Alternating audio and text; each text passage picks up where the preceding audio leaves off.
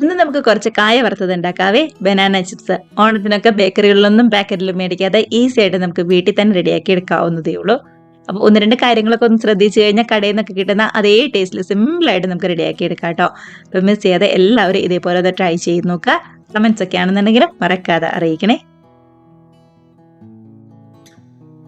നമ്മുടെ ചിപ്സ് റെഡിയാക്കി എടുക്കാനായിട്ട് ഞാനിവിടെ നേന്ത്രക്കായ എടുത്തിട്ടുണ്ട്. നല്ല പച്ചക്കായായിട്ടോ എടുത്തിരിക്കുന്നത്. ഇതേപോലുള്ള പച്ചക്കായ നന്നായി എടുക്കാനായിട്ട് ശ്രദ്ധിക്കുക. ഇല്ലാന്നുണ്ടെങ്കിൽ നമ്മുടെ ചിപ്സ് അത്ര നന്നായിട്ട് റെഡിയായി വരില്ല കേട്ടോ. അത്യാവശ്യം വലിപ്പമുള്ള ഒരു 4 കായയാണ് ഞാനിവിടെ എടുത്തിരിക്കുന്നത്. ഇനി ഇതേപോലെ 2 വശം ഒന്നുകൂടെ കട്ട് ചെയ്ത് കളഞ്ഞതിന് ശേഷം തൊലി ഒന്ന് കളഞ്ഞെടുക്കലാണ് ചെയ്യുന്നത്. നമ്മുടെ നടുഭാഗം പതുക്കെ ഒന്നിങ്ങോട്ട് വരഞ്ഞു കൊടുത്തതിന് ശേഷം ഇതേപോലെ ഒന്നിങ്ങോട്ട് തൊലി കളഞ്ഞ് എടുക്കുക കേട്ടോ. കൈ ഉപയോഗിച്ചിട്ടാണെന്നുണ്ടെങ്കിലും കുഴപ്പമില്ല. കയ്യിൽ കുറച്ച് വെളിച്ചെണ്ണയോ അല്ലാന്നുണ്ടെങ്കിൽ ഓയിലോ ഒന്ന് പറ്റി കൊടുക്കുകയാണെന്നുണ്ടെങ്കിൽ കയ്യിലൊന്നും ഒട്ടും തന്നെ കറ പിടിക്കാതെ ക്ലിയർ ആയിട്ട് തന്നെ നമുക്ക് കിട്ടും കേട്ടോ. കണ്ടതാ ഇതുപോലെ ഒന്നിങ്ങോട്ട് തൊലി കളഞ്ഞെടുക്കുക. നമ്മൾ എടുത്തിരിക്കുന്ന 4 കായയും ഇതേപോലെ തൊലി കളഞ്ഞെടുത്തതിന് ശേഷം വെള്ളത്തിലേക്ക് ഇട്ട് വെക്കലാണ് ചെയ്യുന്നത്. അപ്പൊ ആദ്യമേ തന്നെ നമ്മൾ ഇതേപോലെ വെള്ളം റെഡിയാക്കി വെക്കുകയാണെന്നുണ്ടെങ്കിൽ കായ ഓരോന്നും തൊലി കളഞ്ഞ് അപ്പൊ തന്നെ നമുക്ക് നേരെ വെള്ളത്തിലേക്ക് ഇട്ട് വെക്കാവുന്നേ ഉള്ളൂ. ഇല്ലാന്നുണ്ടെങ്കിൽ നമ്മുടെ കായയിൽ പെട്ടെന്ന് അങ്ങോട്ട് കറ പിടിക്കും. അപ്പൊ അത്യാവശ്യം വലിപ്പമുള്ള ഒരു പാത്രത്തിൽ ഇത്രയും വെള്ളം എടുത്തതിന് ശേഷം 1 ടേബിൾ സ്പൂൺ മഞ്ഞൾപ്പൊടിയും ആവശ്യത്തിന് ഉപ്പും കൂടി ചേർത്ത് നന്നായിട്ട് ഒന്നുകൂടെ മിക്സ് ആക്കി കൊടുക്കുന്നുണ്ട്. ഇനിയിപ്പോൾ തൊലി കളഞ്ഞ ഓരോ കായയും ഇതേപോലെ വെള്ളത്തിലേക്ക് ഇട്ട് കൊടുക്കാം. ഇതുപോലെ ഒരു 15 മിനിറ്റെങ്കിലും കായ വെള്ളത്തിൽ ഒന്ന് ഇട്ട് വെക്കണം. എന്നാൽ മാത്രമാണ് ശരിക്കും ക്ലിയർ ആയിട്ട് ആ കറയൊക്കെ ആണെന്നുണ്ടെങ്കിൽ നന്നായിട്ട് തന്നെ ഒന്നും കൂടെ പോയി കിട്ടുള്ളൂ. ഇതുപോലെ കുറച്ചു നേരം വെള്ളത്തിൽ ഇട്ട് വെച്ചതിന് ശേഷം ഒരു കത്തി ഉപയോഗിച്ച് ആ മേൽഭാഗത്തെ കറ പതുക്കെ ഒന്നും കൂടെ കളഞ്ഞെടുക്കുക കേട്ടോ. കത്തി ഉപയോഗിച്ചോ ഇല്ലാന്നുണ്ടെങ്കിൽ നല്ലൊരു ചകിരി ഉപയോഗിച്ചിട്ടാണെന്നുണ്ടെങ്കിലും പതുക്കെ ഒന്നും കൂടെ ക്ലീൻ ആക്കി എടുത്താൽ മതി. കണ്ടോ, ഞാനിവിടെ കത്തി ഉപയോഗിച്ച് ഇതേപോലെ പതുക്കെ മേൽഭാഗത്ത് ആ കറ ഒന്നും കൂടെ കളഞ്ഞെടുക്കലുണ്ട്. ഇനിയിപ്പോൾ നന്നായിട്ട് ഒന്നും കൂടി ഒന്ന് കഴുകിയതിന് ശേഷം നല്ലൊരു ടവലിൽ ശരിക്കും ഒന്ന് തുടച്ച് ഈ വെള്ളമൊക്കെ കളഞ്ഞ് നല്ലോണം ഡ്രൈ ആക്കി എടുക്കണം നമ്മുടെ കായ. ഇതേപോലെ 4 കായയും നന്നായിട്ട് തന്നെ ഒന്നും കൂടെ തുടച്ച് ക്ലീൻ ആക്കി എടുത്തിട്ടുണ്ട്. ഇപ്പൊ ഒട്ടും തന്നെ വെള്ളത്തിന്റെ അംശമില്ല നമ്മുടെ കായയിൽ. ഇനിയിപ്പോ ഇതേപോലെ തീരെ കനം കുറച്ച് നമ്മൾ സാധാരണ ചിപ്സിനൊക്കെ കട്ട് ചെയ്യില്ലേ, അതേപോലെ കട്ട് ചെയ്തെടുക്കാം. ഞാനിവിടെ കത്തി ഉപയോഗിച്ചിട്ട് ഈ ഒരു വലിപ്പത്തിലാട്ടോ കട്ട് ചെയ്തെടുക്കുന്നത്.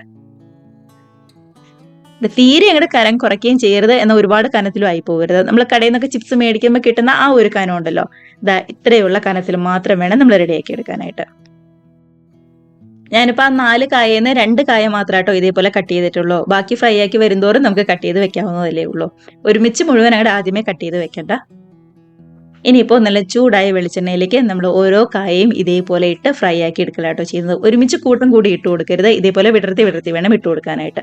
ഒന്നൊന്നിൽ തൊടാതെ ഇട്ട് കൊടുക്കുകയാണെന്നുണ്ടെങ്കിൽ നന്നായിട്ട് തന്നെ ഒട്ടിപ്പിടിക്കാതെ ക്ലിയർ ആയിട്ട് കിട്ടും.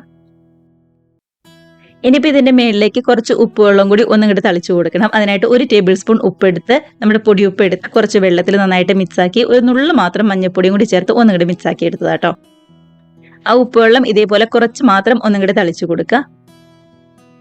നമ്മൾ കുറച്ചും കൂടി കുഴിയുള്ള പാത്രമാണ് ഫ്രൈ ആക്കി എടുക്കാനായിട്ട് എടുക്കുന്നതെങ്കിൽ കുറച്ചും കൂടി നല്ലതായിരിക്കും കേട്ടോ. ഞാനിവിടെ വീഡിയോയ്ക്ക് കാണിക്കാൻ വേണ്ടിയിട്ട് കുറച്ച് പരന്ന പാത്രത്തിൽ കാണിക്കുന്നേ ഉള്ളൂ.